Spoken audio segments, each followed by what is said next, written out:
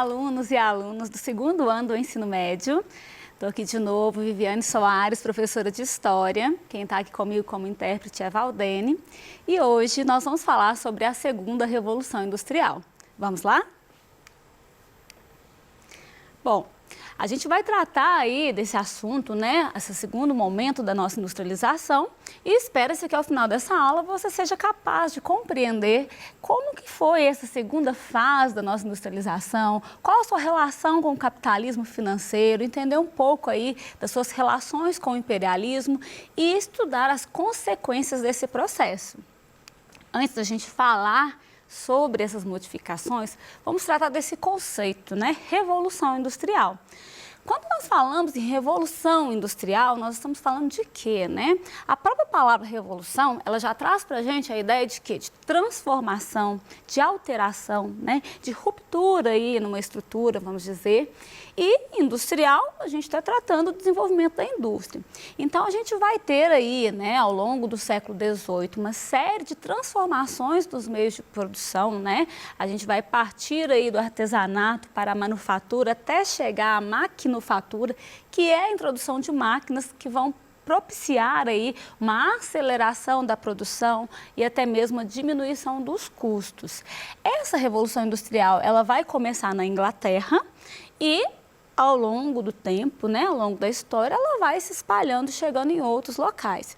Como ela começa na Inglaterra, a gente costuma dizer que a Inglaterra ela foi a pioneira da industrialização. Mas é uma questão de tempo até que outros países também se fortaleçam e possam se industrializar. Isso vai estar muito presente nessa segunda fase que nós vamos tratar na aula de hoje.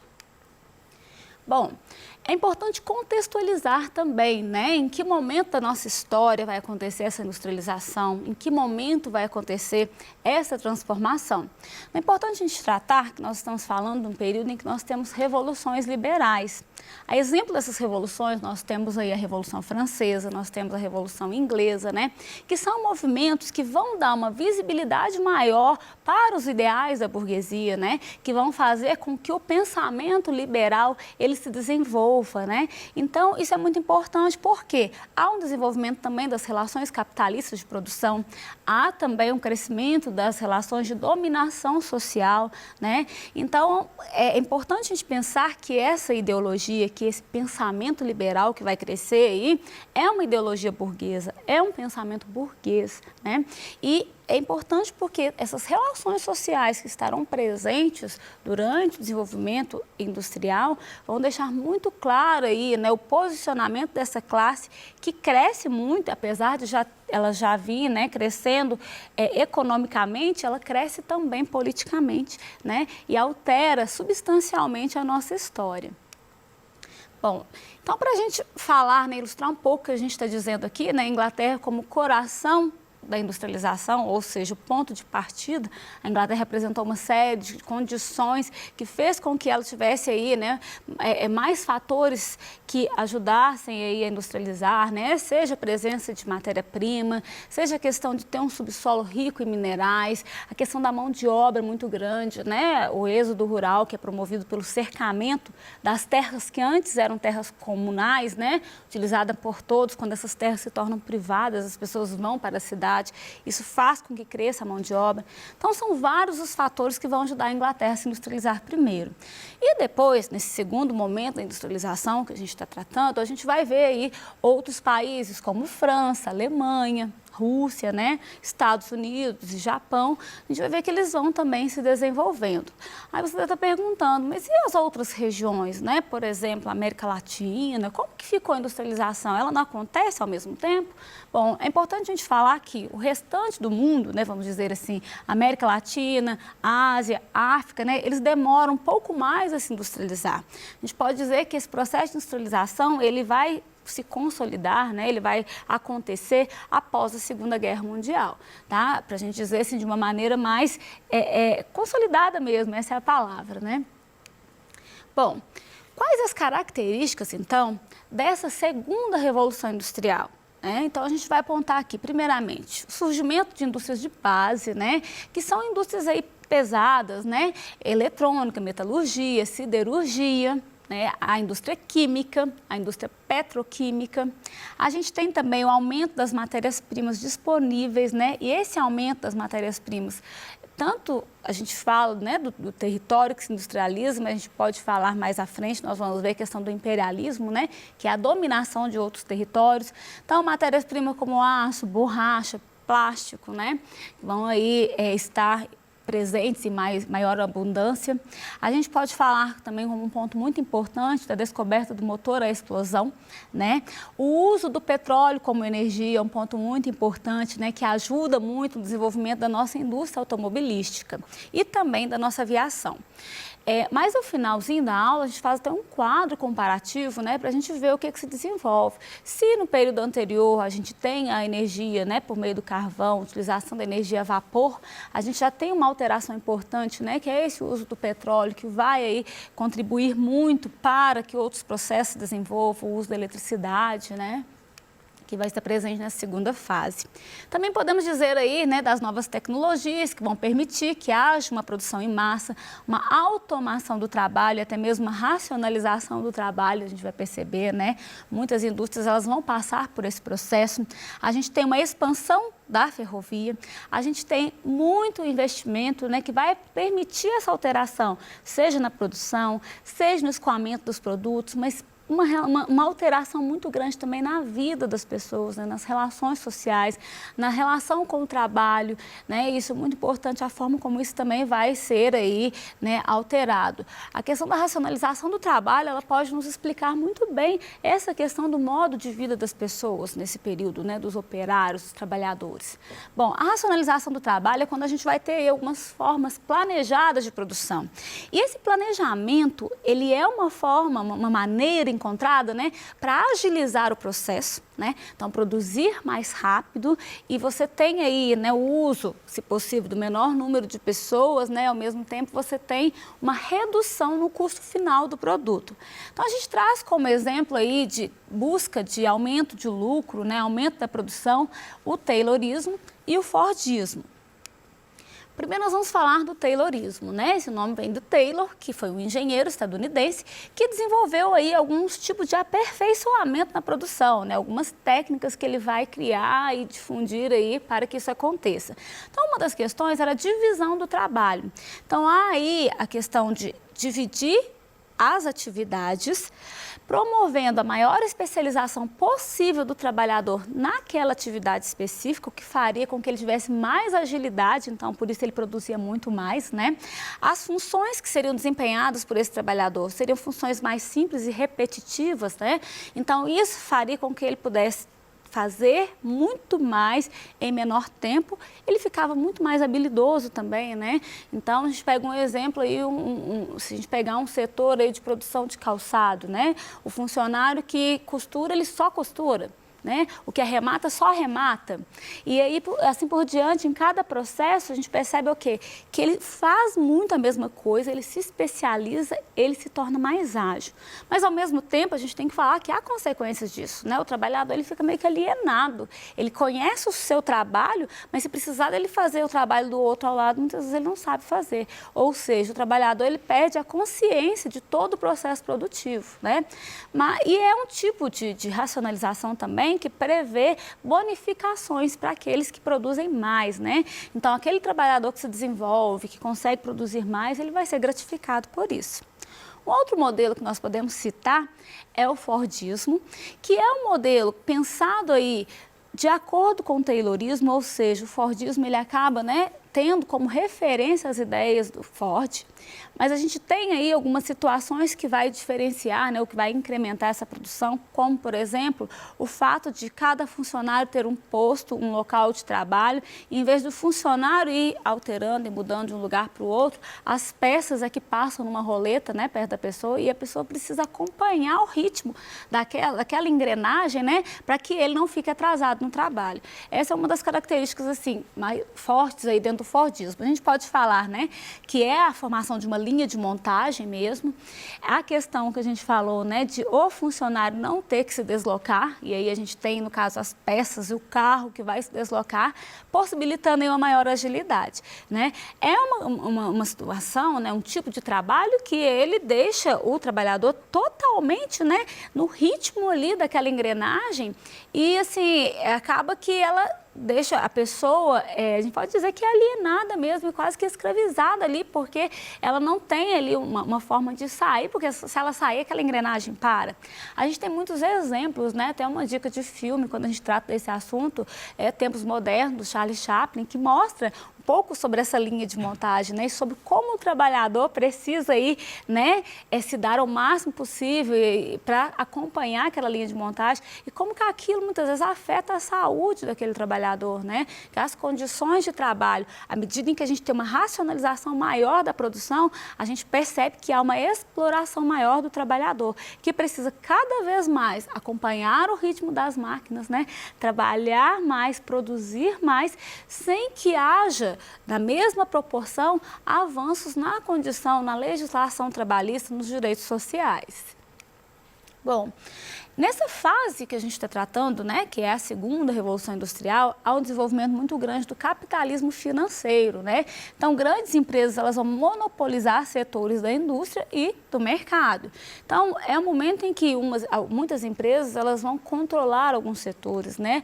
O monopólio é justamente o controle de um grupo, né? Então, um pequeno grupo aí que vai exercendo esse poder, né? Uma só empresa, ela acaba dominando. Então, aquela empresa que cresce muito, que tem uma condição maior, né, de competitividade, muitas vezes ela acaba o quê? Diminuindo as outras empresas, né, ofuscando ou até mesmo tomando conta dessas outras empresas, né? Então, aí é uma marca muito forte desse período da segunda revolução industrial, que é o desenvolvimento desse capitalismo financeiro, né? E é importante a gente ver também a atuação aí de grandes instituições, fornecimento de crédito, de capital para o investimento dessas empresas. Isso fica muito presente nessa fase do capitalismo.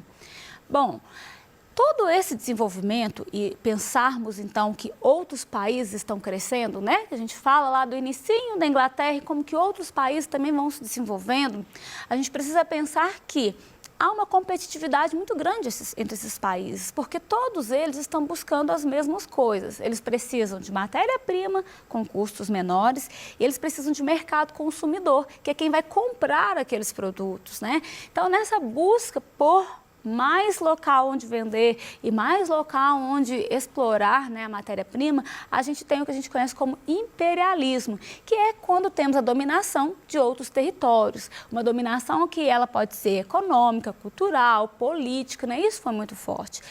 Dizemos que nesse período de desenvolvimento industrial, as potências, elas começam uma corrida imperialista, né? Uma busca aí para conquistar colônias e que possa fazer dessas colônias locais, tanto de retirada de matéria-prima quanto de mercado consumidor, né, local para vender esses produtos.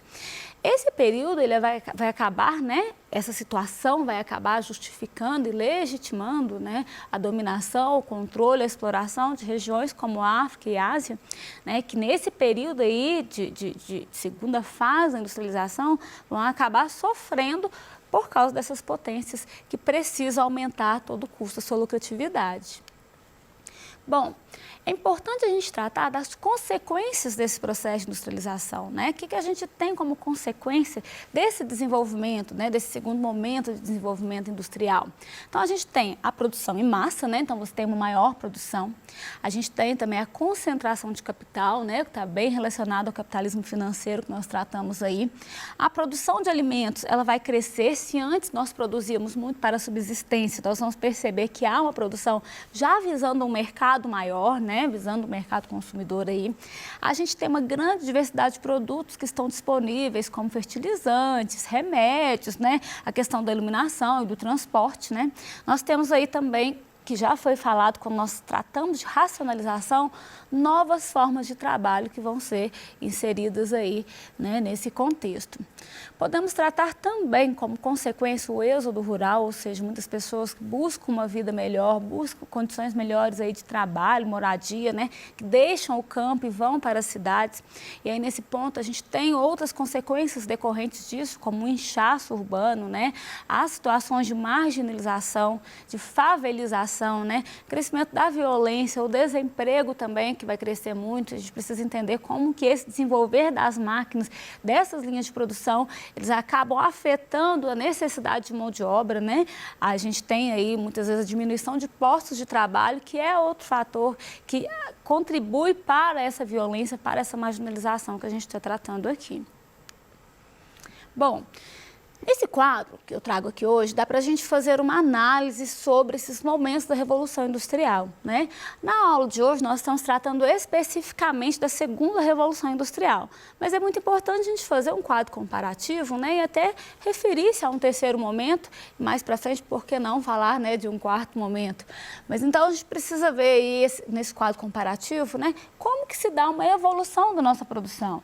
Tanto nos períodos históricos, né, a gente tem aí a primeira Revolução Industrial no século XVIII, já no século XIX, que nós estamos tratando agora a segunda Revolução Industrial, e em meados do século XX a gente tem aí a terceira fase, né?